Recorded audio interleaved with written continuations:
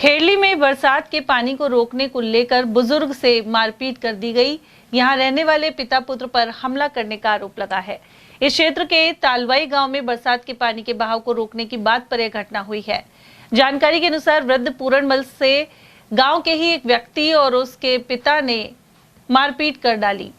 फावड़े और लाठी से हुए हमले में गंभीर रूप से घायल बुजुर्ग को खेड़ली सीएससी से जिला अस्पताल रेफर किया गया है। साथ ही पुलिस को रिपोर्ट पेश की गई है। और पीटी किसने मारा? ये नाम क्या उनने वो नाम बताओ। हाँ, नाम बताओ।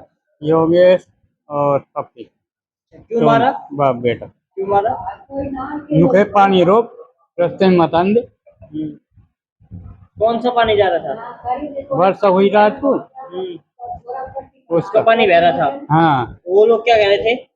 नुखे पानी को मत आंदे। रोको। हाँ।